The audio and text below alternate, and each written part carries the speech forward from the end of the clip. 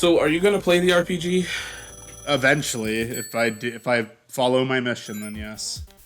Okay. Are we invited for that one? Yeah. Okay. There's no way in hell I'm doing that one alone. Honest to God, I'm not going to do a lot of solo playthroughs. I did Colors alone because it was blind, and I felt like I should stay better focused on the game. Now, how much of an RPG is the RPG? As much as Paper Mario is. Mm.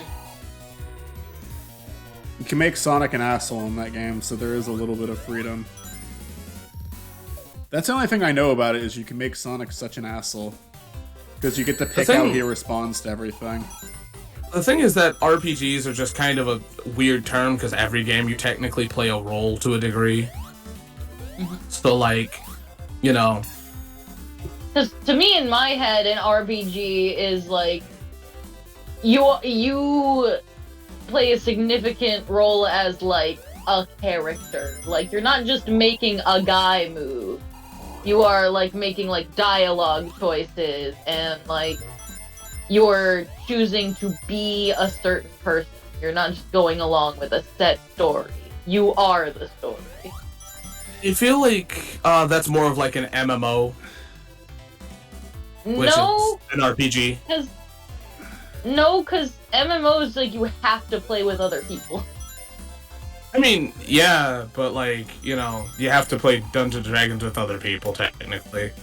Well, yes, but what I'm saying is you can have an RPG without it being an MMO. Oh, for sure. I'm thing just saying with MMO is... By the definition of what an consider- RPG is, though, I mean, a ton of them are like... I mean, Pokemon's considered an RPG. So, I mean... Yeah. There's a lot of RPGs You're right. that aren't that, and there's a lot of RPGs that are that. Yeah. Right. Just what I'm saying, what I consider an RPG to be is like Dragon Age. Dragon Age is an RPG to me because I'm like, okay, I am actively choosing to play a certain character as a certain personality, and there isn't like a set story. I am actually affecting what happens. Dragon Age has a set story. Well, yes and no. Like, there's a lot of, like, branches you can take. Or, There like, for sure okay, is, but, you know, there still is an antagonist that you have to, like, deal with. There's a set amount of people you have to actually meet, regardless of how you feel about it. Right. But what I mean is, like, there's very little significance you have on what direction the story goes in a lot of things that are considered RPG. Like, you have much more influence. I mean, yeah, for sure. I'm just saying, like, it's just, at the end of the day, there's only so much you can do with those. And I love Dragon Age and Mass Effect as well. It's just there is an antagonist, there's a set of things you have to do. Yeah. There's always going to be some sort of structure, but what I'm saying is that, like, when I am just moving a guy around on screen, I don't feel like I'm playing a character. Like, I am not being anything. I am playing the game, I am moving the guy around. I am not making that much of an impact. Well, I mean, when people are playing like a platformer, they're supposed to feel like they're the character. That's the point. Right. Yeah. Right. I think the thing with RPGs is that the reason why they're like mainly role-playing is because there's a lot of customization within all of them at the end of the day. Yeah. Mm-hmm. Like, you just, like, I mean, in real life, you don't actually influence the world, you just kind of float on through it. But RPGs have more, like, control of what you want to do with either, like, I guess it's kind of like going, hey, what job do you want? Well, I want this job. Okay, cool. And that's pretty much what an RPG that people categorize as one. Yeah. Now, how do I go about saving this? Wait, there's a rewind button? Yes. I almost wish I didn't know that. There's a lot of things that people categorize as RPGs where you can't even choose what your job. Like, I don't know. I just feel like, to me, an RPG feels like solo D&D. Like, that to me is what an actual, like, RPG game feels like to me. Like, yes, I am playing a role. I am in character. I am an actor. I am playing this as a role. I feel like that just comes down to depending on your form of immersion. Mm-hmm. Yeah, because I mean, I felt fully immersed in Dragon Quest XI, even though you are following the story. Yeah. I felt like the characters I were interacting with felt like real people to me. Real people stretching it, but Amori, you know what? And Amori, that those characters felt like real people to me. Dragon Quest XI was like they're very goofy characters, but you grow to love them. They have feelings. They care about shit. Yeah, they're deeper than just. Oh no, I get it. I get it. I'm not saying you cannot make. I'm not saying you can't make them immersive if they're not that way. I'm just saying that if I'm going to play an RPG, I want the role I play to be significant to it actually being a role to play. You know what I mean? So, but you're willing to play an RPG that isn't that, right? As long as you know it going in. No, I'm just saying that I think that the definition, my personal beef is that the definition of RPG is way too broad and it doesn't make sense. Because there are some things that are classified as RPGs where I'm like, this is not what role-playing is. That's not what it is. I think the problem is that unfortunately every game is somewhat of you playing a role. What the fuck happened? You had another. Okay, there they are. Yeah, I didn't get hit, but the birds did. Because it's like either everything's an RPG then or nothing is the thing. Yeah. It's too broad of a term. My beef is with the semantics of the term, not the actual games. Yeah, because see, the thing is, so here's the thing that I'm coming from is that I'm from the era of where RPGs were even, like, Dragon Quest, the original game, was you had to figure out the story on your own by talking to people and, like, actually interacting with the world where, like, if you don't do something, like, you could beat the game without actually saving the princess, and you had to, like, really just kind of be immersed in the world, and that's what an RPG, to me, is one where, like, the narrative is really kind of up to you, but, it's... Because that's what RPGs were for a while. Like Phantasy Star and so on and so forth were more focused on, kind of you figuring out the story, but a lot of people can't do that because then there becomes an issue, It like, every game is different as what I get at, and at a technical standpoint, every game you are technically playing a role. And I don't know, I feel like it just comes down to terminology. It's just what people know is what. I definitely do agree because at the end of the day, every video game you're playing a role. No matter what. Like, you are playing as Sonic. Just because you don't have agency in the world, you're Sonic. I guess I'll say what my definition is now, just since we're all talking about it. It's like... I guess I'm going to consider an RPG. I do agree, like, how interactive it is makes me more willing to jump into that, but let's say if there's anything that you don't like, you don't have to do something in a certain order, then it's and like there is like an interactive side with it, then I am happy to call it an RPG, because it could have like side quests that are completely optional, like Paper Mario and the Thousand Year Door has that. There's even characters that join you in that, only one, but there's a character in that game that joining you is completely optional. I guess it's just like number of choices, really, is like, that's where I guess it would come down for me. I consider Thousand Year Door an RPG. I consider Dragon Quest XI an RPG. I'm getting hit a lot. I guess that's where I stand on it. Yeah, I think the thing is that I also do kind of count games that give you, as you said, more agency, but I also think it comes down to the narrative as well. Because there are narrative, like, because, I mean, at the end of the day, really, an RPG, to get into one, you do customize. I think customization for me and narrative is the biggest thing for it. Let me put it this way. Yeah, I'm saying, like, how much influence do you have over the narrative? I'll put it this way, just because Forces lets you customize a character does not mean I think Forces is an RPG. For sure. But Dark the problem is that Chronicles has you exploring a map, and it has you interacting with characters and choosing the dialogue. And it's turn-based combat, so I would consider that an RPG. Yeah, the thing is that, like, at the end of the day, RPGs are a weird thing because like you have influence in it, but like you always do have influence no matter what for an RPG. It's just how much control do you want is really the question that comes down to asking. Or how important do you want to be, I guess. Like, one of my favorite games is Final Fantasy XII, and so many people were mad that you are not the main character. Like, you are not, like, what's important. The world has other characters that are more important than you, and people are mad about that, but unfortunately that's how shit works sometimes, and sometimes you need to tell a narrative, or want to tell a narrative, where you don't want the character you play as is not, does not have the agency. Yeah, I mean, I think that you definitely want to like have your stories be a little different.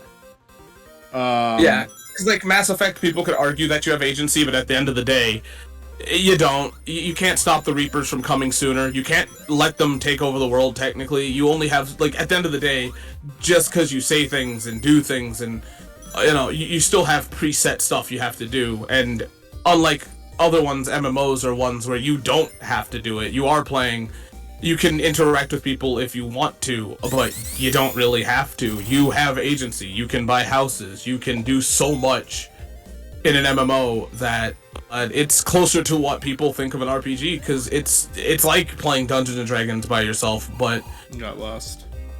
You also, like a good MMO does that, Yeah, I think when I say story, I don't necessarily mean like the story line, I guess, even though I like having branching paths. I just mean like how much influence do I have over this characters that I'm playing? Like how much influence do I have over A, their personality, and B, their relationships?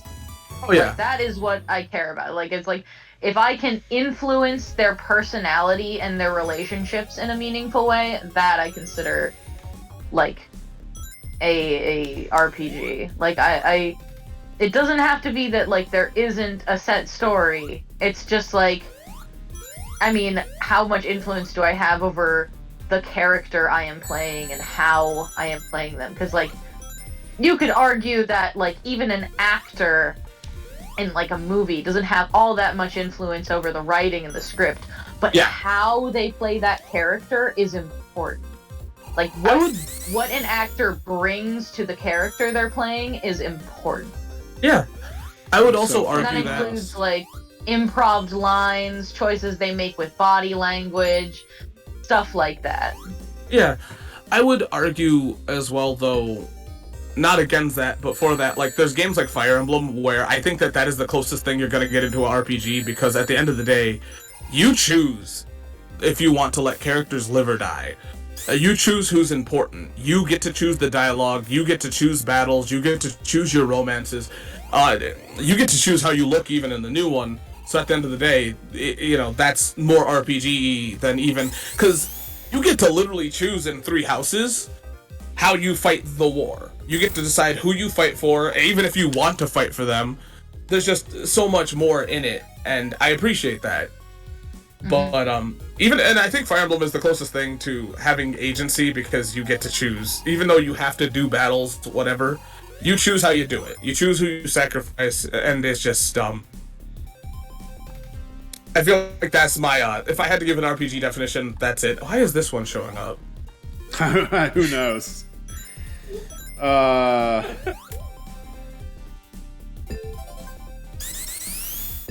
Yeah, so after this level, I think I'm done, because there's really only so much of this game I can stand.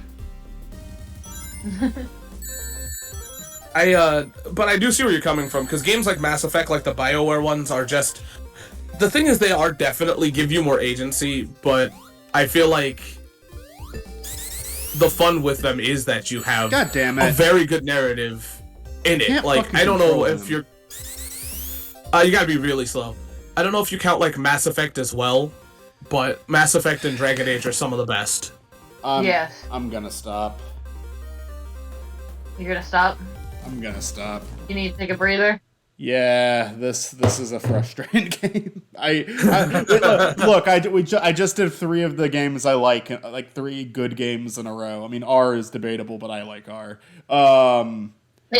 So I got to do a bad Hey. one. We got to fit another bad one in there, or else we're gonna like go for all the good ones and then only have bad ones left. So Are we Yeah. are we gonna beat this one?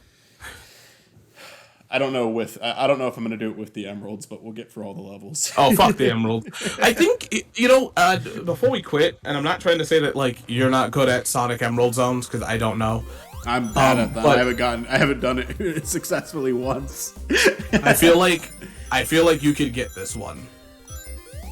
By the way, Mitzi, if there's ever a game that I would recommend hardest, it's check out Fire Emblem Three Houses. Okay.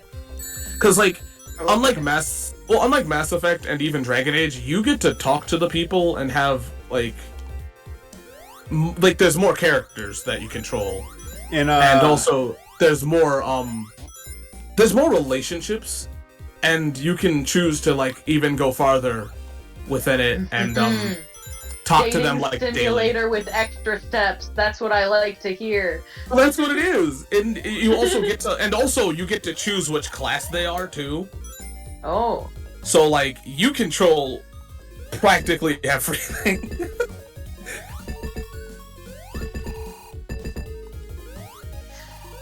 The only thing you can't do in this one that sucks is you can't ship other characters like you can in the other ones. Are you kidding me? Yes, I am. You're telling me Fire Emblem. I have been sleeping on Fire Emblem this Yes. whole time. Yes. You're telling me I have been sleeping on something that could possibly be my personal catnip? Are you kidding me? Do you have a 3DS? I do. Get Fire Emblem Awakening. You can ship every character. You literally Holy choose, shit! and you get to see their kids. Oh my god, are you kidding me? No, you get to see their kids, and they, like, check up on you, and they tell you how they're doing in the future, and it's like, it's cocaine. Play that This is one. everything. Which game is this? Fire Emblem Awakening. Interesting. Damn, I Yeah. didn't know there were so many Smash Bros. Characters from a dating sim. Yeah, right? But, Hi, like, Matt. yeah. Hello. But yeah, you get to do that, and it's an amazing game. I can't recommend it enough. I was sitting here like, I don't know if I want to recommend it because I didn't think you would like it, but after this conversation, I'm like, yeah. Because don't get me wrong, in Mass Effect and Dragon Age, there's a lot of characters that I would ship if I had the chance. Oh my god, I need to tell you, there are two things about Dragon Age Inquisition specifically that... Oh, do me a favor. Bug Olivia to play Dragon Age. We have it 3 times over almost, and she refused to touch it. So in Dragon Age Inquisition, one thing is I basically fucked myself beyond repair in one of my saves because I'm an idiot. And, Oh, you told me about this. Yeah, I basically somehow fucked up the game in a way where an important enemy I was supposed to beat, like, to fuck progress off! the story, just did not show up. It did not appear, it did not exist anymore, and so, like, I couldn't fight the enemy because it no longer existed, so I couldn't complete the quest. I have no idea how I broke the game that badly, but I did. That's what we call in the industry, soft locking. And another thing about Dragon Age is that I also had to make an entirely new character because they did a very, very stupid thing, which is like they didn't just make every character bisexual, which is what they should just be doing. And so I had to make a male character just so I could romance Cassandra, my dearest, beautiful love, my wife, light of my life, my earth angel. And so I was upset about that. I'm like, are you telling me I can't romance her unless I'm a man? Fuck! So, can I one-up you on this one? Have you played Mass Effect? Yes. Okay. So, have you played the Citadel DLC? I have not. Okay. So, Tali is one of my favorite characters. She can't be gay. But if you date Garrus, she implies that you, her, and Garrus could be a thing, and I'm like, excuse me? You're fine with that? But you're not gonna be gay? Excuse me? Hello? Clearly her philosophy is it's not gay if it's a three-way. That's her philosophy. I totally get it, but come on. And I understand why not every character's bisexual, but also, fuck that rule. Yeah, fuck that. It's a video game. It's fantasy. Let me have this. Let me have whatever character I want, regardless of what gender I make my character. What the fuck? Like, okay. Like, there are pansexual and bisexual characters, right, in video games, and in those video games specifically, one of the characters is explicitly pansexual, and I'm just like, why couldn't you do this for all of them? Like, you know what's really a thing that it's blows my impossible mind, to stop. It's impossible to fucking stop. The characters slip so fucking much. Oh shit! Yeah, we should probably be talking about Sonic. No, go ahead. Go ahead. I just had to fucking yell for a second. See, this is why the only game I play is Saints Row 4. Where's the other one? Fuck you. Real talk, it's like herding cats. So where'd you go? Alright, I said I was done, but I just beat another level.